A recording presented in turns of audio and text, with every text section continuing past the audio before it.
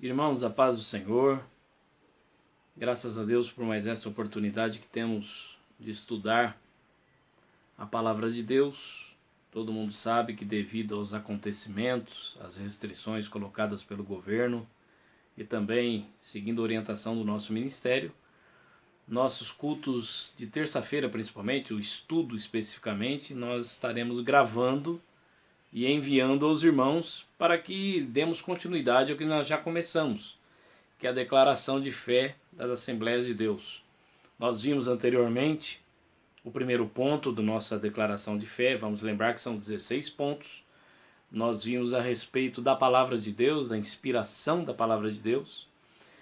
Na segunda terça-feira, ou seja, há uma semana atrás, nós tivemos a oportunidade de estudar sobre a Trindade e também os atributos de Deus. De uma forma, claro, resumida, mas os irmãos tiveram já acesso ao material que nós utilizamos, que é um material completo, material esclarecedor.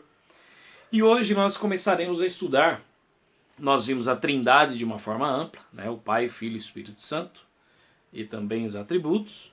E também agora começaremos a ver, hoje, nós vamos estudar sobre Deus Pai. Por que é importante estudar os três? Embora nós aprendemos na semana passada que nós falamos de um Deus que está presente no Pai, no Filho e no Espírito Santo. E por que é tão importante nós compreendermos cada qual de forma individual? Por uma razão muito simples. Nós vimos na semana passada que a gente vê a presença de Deus Pai muito clara no Antigo Testamento. Nós vemos Cristo no Novo Testamento, especialmente nos Evangelhos, certo? E o Espírito Santo a partir de Atos dos Apóstolos, ali onde Jesus é recebido nos céus. E no capítulo 2, o Espírito Santo é derramado sobre a igreja. E glória a Deus, ele está conosco até hoje. Então é importante nós estudarmos justamente por esse ponto. Embora, repitamos aqui, que Deus é um só, presente no Pai, no Filho e no Espírito Santo, nós vamos entender um pouco mais, à luz da palavra de Deus, por que é que existem os três. Porque alguém poderia pensar, bom, Deus é tão poderoso, é o Todo-Poderoso, é eterno, Deus é incomparável, nós não podemos descrevê-lo, amoroso, misericordioso, né? Tudo isso se aplica realmente aos três. E aí você pode estar se perguntando, mas por que então três e não somente uma pessoa? Né? É interessante, né? Primeiro que isso mostra-nos a soberania de Deus. Nada mais é do que a soberania do nosso Deus. E nessa soberania, então, ele resolve operar como Deus Pai, ou o Deus Pai operando no Antigo Testamento, Cristo, Filho de Deus, né? Jesus Cristo, a segunda pessoa da Trindade, operando aqui, inclusive, durante 33 anos, e também, claro, sempre presente em tudo, né? Cristo é o Criador. Vamos olhar que o Evangelho de João diz que Jesus Cristo é o Criador. O próximo estudo, ou seja, da semana que vem, nós vamos falar sobre Cristo e, posteriormente, sobre o Espírito Santo especificamente. É muito interessante porque aí nós vamos olhar, eu vou dizer assim, o papel de cada um deles. No quê? Na redenção. Na manifestação da misericórdia de Deus sobre a humanidade. Né? Isso é um dos principais motivos pelo qual Deus se manifesta em três pessoas, eu posso dizer assim, em três ocasiões distintas da história, inclusive bíblica, e nos dias atuais. Bom, para dar base aqui ao nosso estudo, nós vamos ler a palavra de Deus no capítulo de número 3 de Êxodo, segundo livro da Bíblia. Nós vamos ler aqui o versículo de número 14 e também o versículo de número 15, para nós aqui começarmos a pensar um pouco sobre Deus Pai. A palavra de Deus nos diz aqui: e disse Deus a Moisés, eu sou o que sou. Disse mais, assim dirás aos filhos de Israel: Eu sou, me enviou a vós. E Deus disse a Moisés: Eu sou o que sou. Perdão aqui. Versículo 15. E disse mais a Moisés: Assim dirás aos filhos de Israel: O Senhor Deus de vossos pais, Deus de Abraão, Deus de Isaque e o Deus de Jacó, me enviou a vós. Esse é meu nome eternamente, e este é o meu memorial de geração em geração. Amém. Então, logo de partida, a gente já vê aqui, nesse texto especificamente, em que Deus está se revelando a Moisés de uma forma bem pessoal, a fim de revelar-lhe também sobre a libertação lá no Egito, né? O povo de Deus ficou 430 anos escravo, ali sob o comando, o domínio de Faraó. E nesse ponto, irmãos, nós vamos ver aqui, mais uma vez, porque desde o Gênesis, desde o início de tudo, nós vemos Deus se manifestando já na criação. Vamos lembrar que nós vimos anteriormente. A terra era sem forma e vazia, né? E no princípio criou Deus os céus e a terra. Então Deus já está presente aí. Quando nós falamos Deus aqui, estamos falando hoje especificamente de Deus o Pai, mas significa dizer que o Espírito Santo estava junto, o Filho estava junto, os três sempre juntos. E aqui nós vamos ver, então, como no Antigo Testamento, as manifestações de Deus. E é uma grande bênção para nós.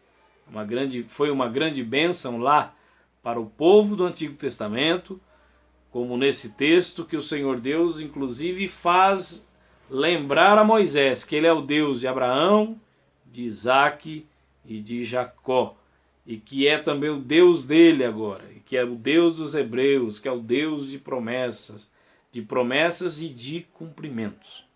Pois bem, nós vemos esse Deus então se revelando à humanidade, se revelando, vamos lembrar um pouco de Abraão. Foi esse Deus que disse a Abraão: Abraão, sai da tua terra, sai do meio da tua parentela e vá para uma terra que eu te guiarei. Está lá no capítulo 12 de Gênesis, onde a gente vê esse relato, e a gente vê aqui rapidamente Abraão crendo e obedecendo. Quem hoje em dia poderia obedecer Deus de tal forma que não sabe exatamente para onde vai? Mas Abraão confiou naquele que falou com ele. Certamente os seus ancestrais, como Noé, por exemplo, ele deve ter pregado, né, com certeza, aí, porque o Abraão é bisneto aí de Sem, que era filho de Noé. Logo, trineto, né? Alguns falam tataraneto. Enfim, era dessa linhagem aí. E foi justamente daí, porque os semitas eram a linhagem piedosa de Noé. Diferente de Cão, que é aquele filho que, quando viu Noé, logo após ter saído da arca, né, ter ali os animais já saído, as águas do dilúvio haviam baixado, foi ele, quando Noé então plantou uma vinha e tomou o vinho, né, produto daquela vinha, e se embebedou, certo? É ele, Cão, que faz saber a seus irmãos. Não teria problema nenhum ele contar: olha, o papai está ali, né? Está ali bêbado, precisando de ajuda, olha a situação que está o pai e tal, com uma conotação de piedade, mas biblicamente nós vemos que o tom de Cão naquele momento foi um tom de zombaria, né? Tanto que os seus irmãos Sem e Jafé, ao levar ali uma roupa, uma capa para Noé poder cobrir a sua nudez, porque ele estava nu, eles ali até se escondem, não querem ver, né, a nudez do pai, tanto respeito. E todos nós sabemos o que é que acontece. Quando Noé volta, está agora sóbrio, ele lança sobre Cão uma maldição, uma palavra de maldição, como de um pai para filho. E realmente a descendência de Cão veio a ser aí uma descendência, inclusive, que são Cão é ancestral de todos aqueles que povoam a terra praticamente no seu todo, e são justamente esses que geram a Canaã, que é a terra, que é o filho de Cão, e que Deus agora está usando esse povo, começando por Abraão, fazendo uma promessa justamente para Abraão seguir até Canaã, e no futuro, e agora voltando para o texto que nós lemos em Moisés, a gente vai ver justamente o que? Deus falando que vai libertar o seu povo do Egito e vai levar até Canaã. Só que lá é uma grande jornada, né? Uma jornada que começa com as 10 pragas manifestas dentro do Egito, na vida ali do faraó, de todos os habitantes egípcios, porque lá em Gósen, onde ficava o povo hebreu, nada aconteceu. Todas as pragas ali aconteceram com todas as pessoas. Inclusive a 10ª praga, que é aquela que morrem os primogênitos dos egípcios. E morreria também os primogênitos daqueles hebreus que desobedecessem a ordem de ter colocado o sangue do cordeiro nas vergas da porta, nos umbrais da porta. Ok, então nós estamos vendo aqui que Deus, desde esse tempo, então, para falar dos patriarcas, para falar do tempo que o povo fica escravo, esse Deus está se manifestando, veja, de forma amorosa, ele está manifestando a sua justiça, aquelas coisas que a gente também viu na semana passada. Então nós vamos observar aqui agora Deus se manifestando e dizendo a Moisés, olha, vocês vão para uma terra também. É justamente a terra que Deus prometeu lá atrás a Abraão, a terra da promessa. E o povo que habitava essa terra era um povo idólatra, pagão, um povo que sem dúvidas teve a oportunidade de conhecer o Deus único, o Deus todo-poderoso, esse Deus que está se revelando a Moisés nesse momento, esse Deus que está prometendo prosperidade em todos os sentidos para o seu povo. Esse Deus, o Deus Pai, não é? E repito então, quando nós falamos de Deus Pai, estão presentes também a Trindade, o Pai, o Filho e o Espírito Santo. Mas aqui, Antigo Testamento especialmente, nós temos praticamente aí mais de 95% das manifestações são diretas de Deus. Haja vista novamente que Deus falou desde Adão, vamos parando aqui em Noé e passando já também por... Deus falou com Adão, Deus falou com Noé, Deus falou com Abraão, Deus falou aqui com Moisés, para destacar esses 4 que Deus teve ali um contato pessoal. A Bíblia testifica disso em todo o Pentateuco, né? Deus falando diretamente com esses seus servos, e até em algumas ocasiões, já nos tempos que Noé já deixa o Egito com o povo, Deus se dirige ao povo, não é? Vamos lembrar também que nessa ocasião Deus falou a Moisés que o próprio Moisés seria como Deus para o povo e Arão seria o seu profeta, certo? E por que estamos dizendo isso? Porque eu quero chegar em Canaã. Canaã e as terras vizinhas, como eram povos totalmente afastados de Deus, que não tinham realmente, não acreditavam, ou eles deliberaram não acreditar nesse Deus, Deus ia tirar aqueles homens da sua terra e usando quem? Usando o povo hebreu. E de que forma? Sim, senhores, usando a violência. Deus não podia lançar lá uma praga, né, uma doença, vamos lembrar aí o que estamos passando, não podia ter acontecido já lá atrás e Deus eliminaria todo mundo? Não, mas Deus queria usar, e Deus é soberano, irmãos. Nós temos que olhar assim, mas se alguém tem um olhar para Deus, né, no sentido de, mas que Deus, né, mandava matar crianças, mandava matar homens, mulheres, e lançar mão inclusive ao despojo, né? E aí você fala assim, poxa, mas Deus não podia suprir ali, enricar o povo. Não, era uma questão de justiça de Deus para com aquele povo. Justiça de Deus para com os hebreus e a manifestação dele para com o seu povo. Lá em Deuteronômio, inclusive, a Bíblia fala sobre o que é conhecido como a medida do pecado dos amorreus, né, que era um dos povos ali também, descendentes aí de Canaã, que eram povos totalmente pecaminosos, né? Era gente realmente que que Deus não tinha nenhum propósito com eles porque eles haviam rejeitado Deus. Eles abraçaram crença em vários aspas aqui, deuses. Eram cerca de 13 milhões de divindades à época. Igualzinho hoje no país que é a Índia, né? O segundo maior país, segundo país mais populoso do mundo, onde ali também a crença até numa pulga, vamos dizer assim, eles veneram como Deus. Inclusive é um país que tem problemas sanitários na maior parte por conta disso. Eles preservam os animais porque acreditam que aqueles animais são reencarnações de pessoas importantes. Enfim, isso é só para a gente ilustrar nos tempos atuais e olhando para a Mesopotâmia e outras nações ali, a Caldeia, né? E outras civilizações antigas, onde nós vamos ver, irmãos, justamente isso. O povo muito entregue ao paganismo, entregue ao que chama de politeísmo, né? Ou seja, vários deuses. E o nosso Deus sempre foi um Deus único, um Deus pronto a se revelar. E a prova disso é que ele realmente se revela.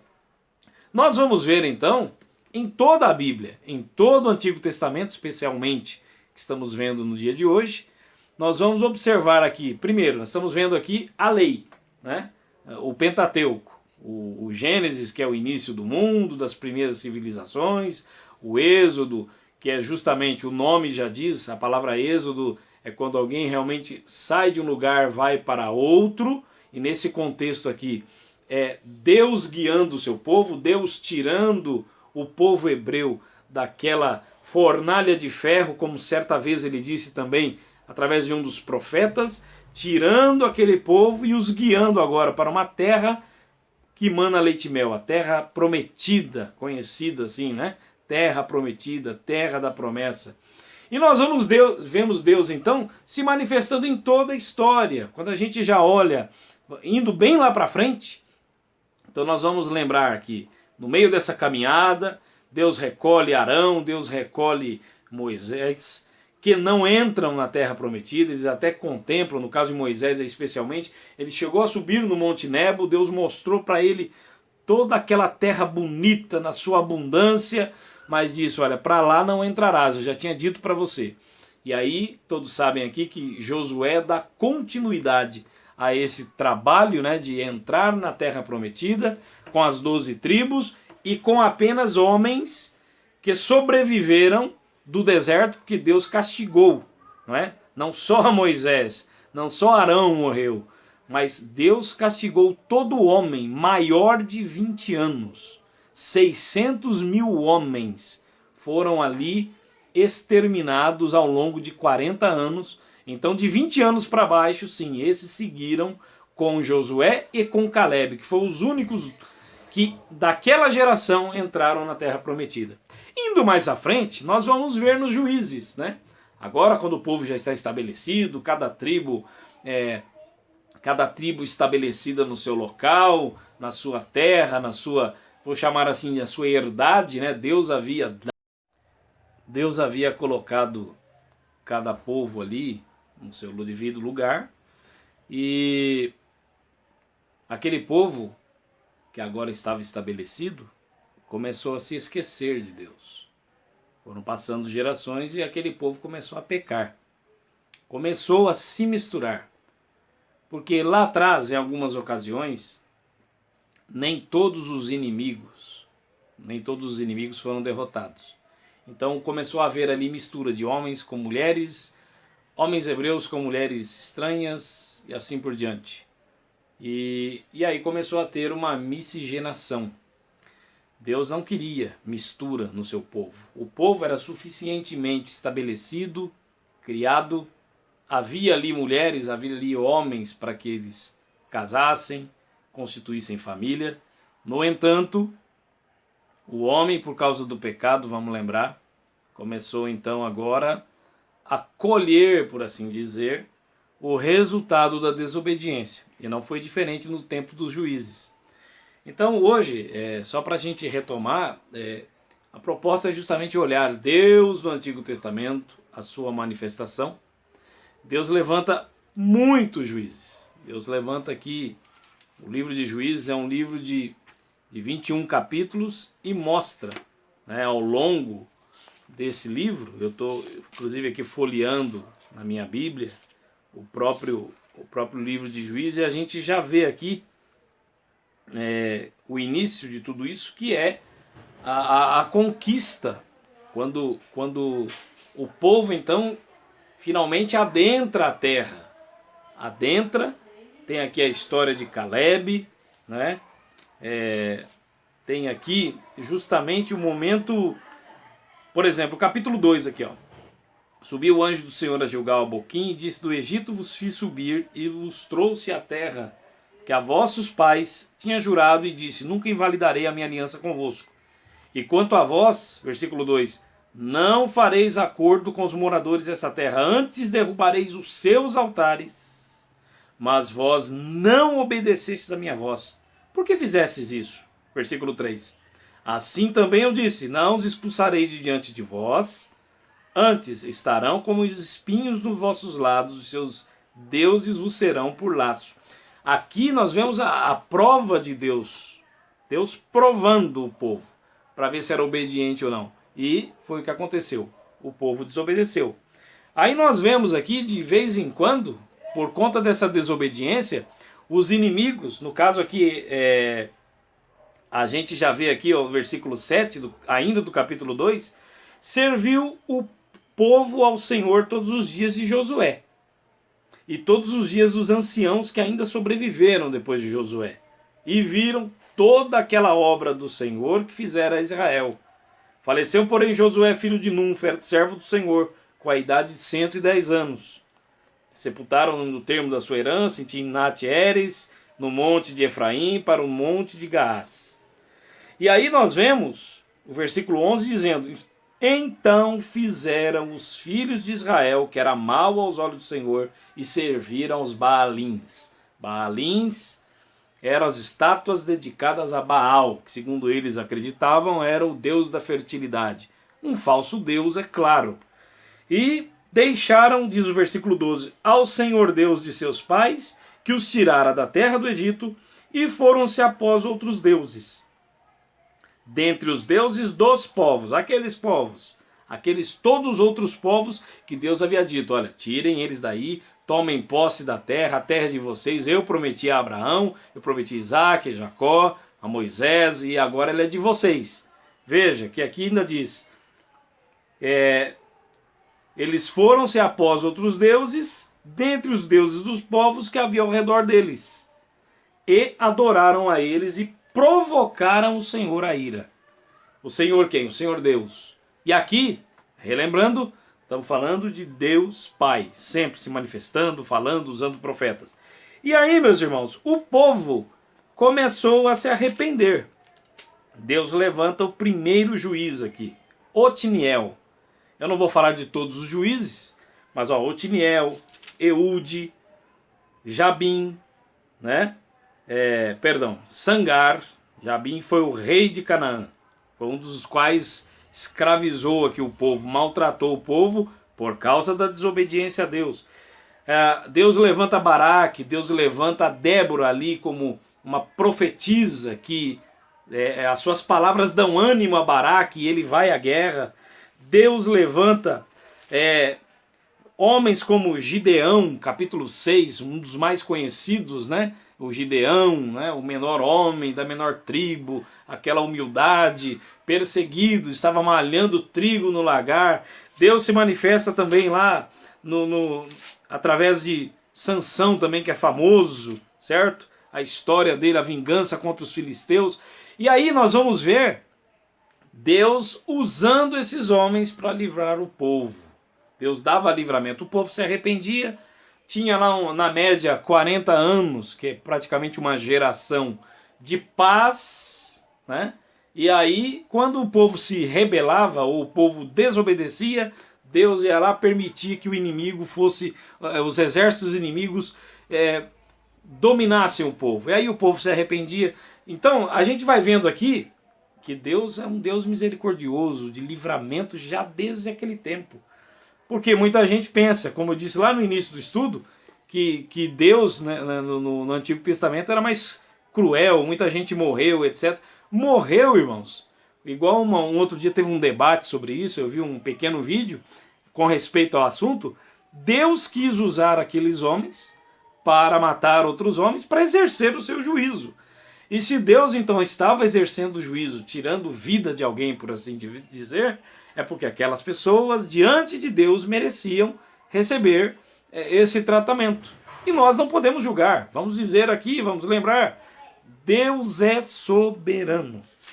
Então nós vemos ao longo de toda a história, e aí nós vamos ver, passa o período dos juízes, o povo agora clama a Samuel, que é o último juiz. Samuel é uma espécie de transitório entre o ministério de profeta, juiz e também um sacerdote. Todo mundo, a história dele é uma história bonita, sua mãe, Ana, não podia ter filhos, e ela faz um voto, Deus abre a madre, ela deixa de ser estéril, Deus dá um filho, e ela havia falado com Deus que o filho que nascesse, ela ofereceria, assim que desmamado, para a casa do Senhor. E é o que acontece, ela cumpre com o seu voto, Deus lhe dá outros filhos, e esse filho mais velho é Samuel, o último dos juízes, e que agora também tem que ouvir, né, tem que ouvir do povo, que eles estavam cansados, por assim dizer, de serem administrados, né, ou ter o próprio Deus com eles. Veja, eles rejeitam Deus. E Samuel fica todo dolorido, porque quando o povo fala, nós queremos um rei como tem em outras nações, e Samuel realmente sente na pele isso, tanto que quando ele está falando com Deus, aí Deus responde, fala, olha, eles não estão rejeitando a você, estão rejeitando a mim. Né? Esse Deus tão bondoso, tão misericordioso, tão justo, né? Que deu ali, irmãos, aquele povo, vamos lembrar, ao longo da história, nunca fez nada, nem na parte de merecimento, e nem trabalhou naquelas terras. E Deus as deu para eles, posse por posse, pelo fato daquele povo ter sido escolhido em Abraão, né? Deus haver olhado para Abraão e sua família e dito, olha, a sua posteridade será abençoada. Tanto a posteridade física e também a posteridade espiritual que fala de nós agora, a igreja do Senhor Jesus Cristo. Que até isso, nisso nós fomos contemplados. Esse é o Deus que nós servimos. Esse é o Deus que aquele povo servia. Então, para a gente ir andando aqui, vem o período dos reis agora. Deus, por conta do clamor do povo, levanta ali Saul, da família de Benjamim, um homem humilde, né? Um homem trabalhador, e Deus usa Samuel ali para ungir ele rei. Então, Deus estava dizendo assim, ó, já que o povo quer um rei, eu vou dar um rei. Eu vou dar um rei para o povo, para que governe, para que seja o meu capitão entre o povo. E Saul, inclusive, era um homem de guerra, um homem que no início do seu ministério, diga-se de passagem, foi um homem de Deus, um homem que estava entre os profetas do Senhor. Ele ali esteve junto aos profetas e Deus usou ele ali, ele profetizava junto com os profetas. Só que, infelizmente, o tempo foi passando e Saul, por ter o cargo de rei, ele achou também que podia ter outras atribuições. Lembremos que Samuel ainda era vivo nessa época. Samuel era um sacerdote, era um homem ao qual Deus usava não só na parte como profeta, como sacerdote, intercedendo junto a Deus, intercedendo, né, sendo intercessor entre o povo e Deus, essa é a função do sacerdote, e o profeta é o inverso, né? Ok, então nós vamos observar o seguinte, irmãos. O Saul, em determinada batalha, ele achou que podia, por ser rei, oferecer sacrifícios a Deus. Porque o profeta, na fala dele, o profeta na fala de Saul, estava demorando demais, ele estava desesperado, a ansiedade tomou conta. Ele foi lá e matou animais, ele foi lá, ele mesmo... Ele havia preservado do inimigo muitas ovelhas e Deus havia dito que era para destruir tudo. Ele desobedeceu ali.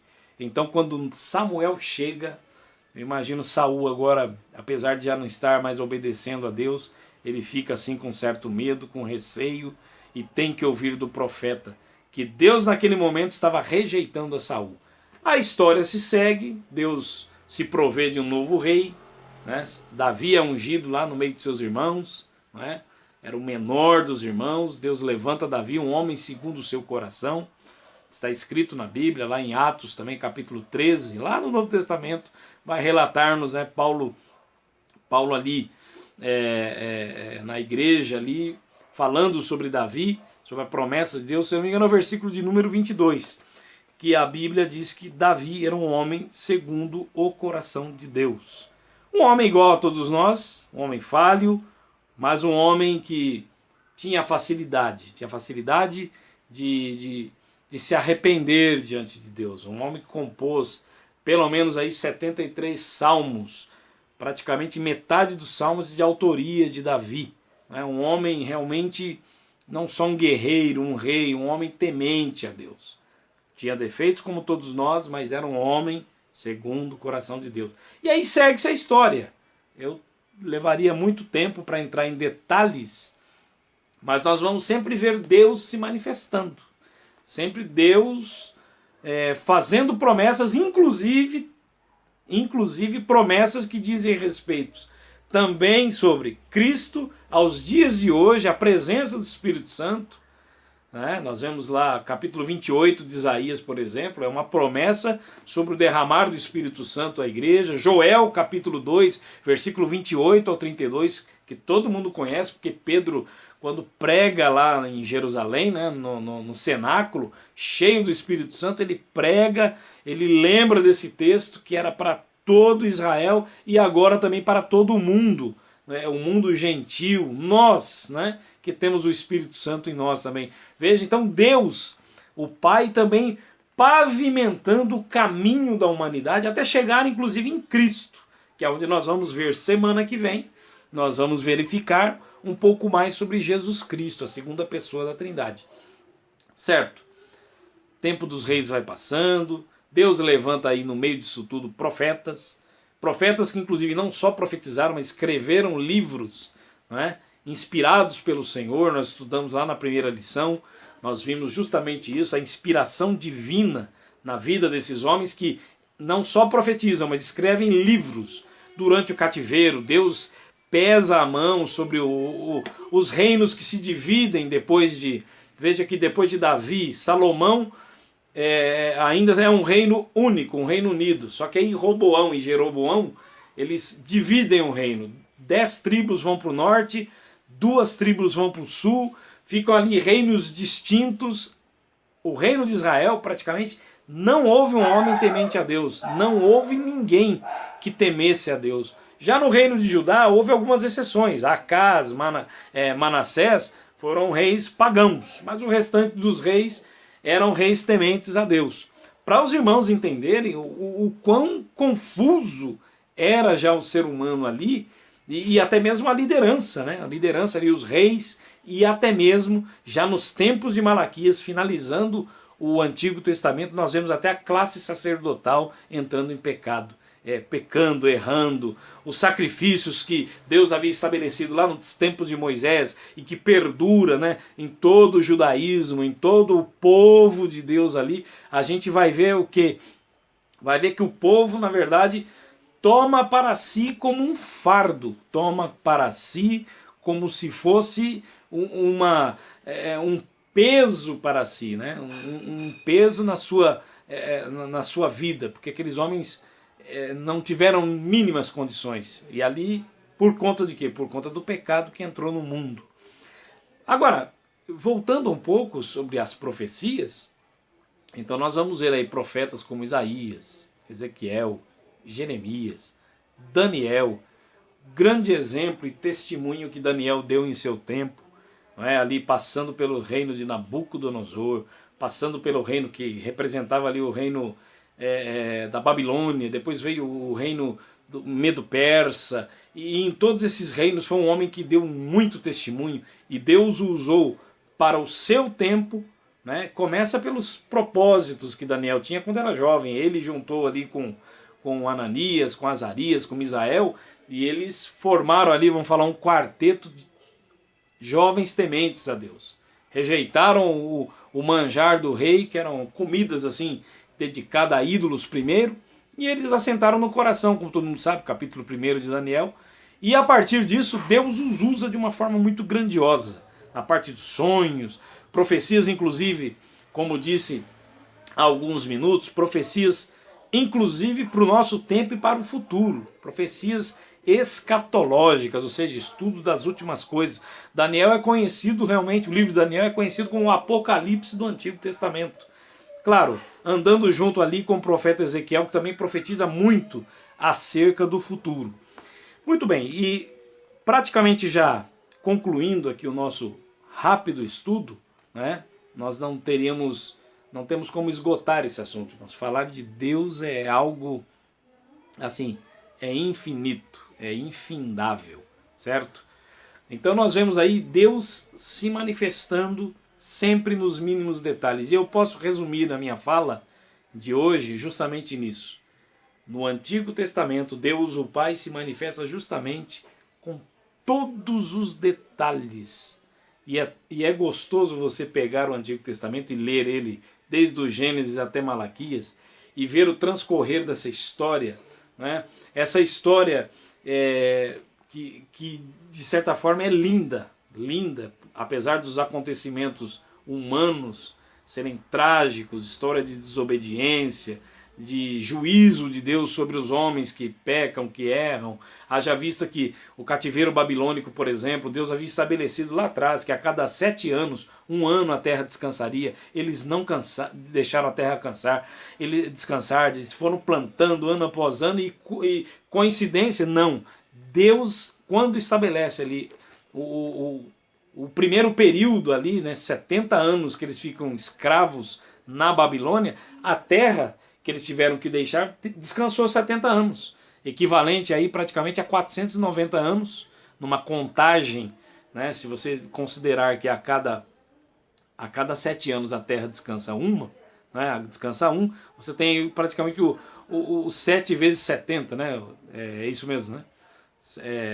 Você tem todo esse somatório de 7 vezes 70, que era o tempo que a Terra devia ter descansado, a cada 7, 1 ano, deu 70 anos e a Terra descansou, porque Deus é soberano. Deus é soberano em todos os aspectos. Nesse ponto, e muito mais para dar um corretivo ao povo que permaneceu na desobediência, no paganismo, desobedecendo, certo? Tudo isso, irmãos, como Paulo falou lá em 1 Coríntios capítulo 10, a partir do versículo 14 ali, melhor, do versículo 1 ao 13, ele vai falar justamente que as coisas que aconteceram na antiguidade foram para alertar o povo nos dias de hoje. Queridos, eu quero concluir com uma oração, agradecendo ao irmão por esse tempo. Eu tive que fatiar aqui o vídeo em 2, né? Mas eu vou, nesse tempo que você já está recebendo, já está bem editadinho, bonitinho. Eu quero agradecer, fazer uma oração a Deus e agradecimento. E querendo Deus, semana que vem nós também estaremos postando, estaremos gravando aqui sobre Jesus Cristo, posteriormente sobre também o Espírito Santo, e seguiremos estudando os 16 pontos da nossa declaração de fé, o nosso cremos. Oremos. Senhor Deus maravilhoso, nós te agradecemos por essa oportunidade, Senhor, de estudarmos a Tua Palavra. Continue abençoando meu irmão, minha irmã. Ó Deus, ajuda nesse momento de dificuldade, em que estamos privados de estar na nossa congregação. O Senhor abrirá portas, Pai, em nome do Senhor Jesus Cristo. E creio também, Senhor, que o Senhor Deus vai abrir o entendimento de cada servo do Senhor, diante desse estudo, Senhor, tudo para glorificar o Teu nome. Ó Deus, nós te pedimos, te agradecemos, em nome de Jesus. Amém. Até semana que vem, em nome de Jesus. Deus abençoe.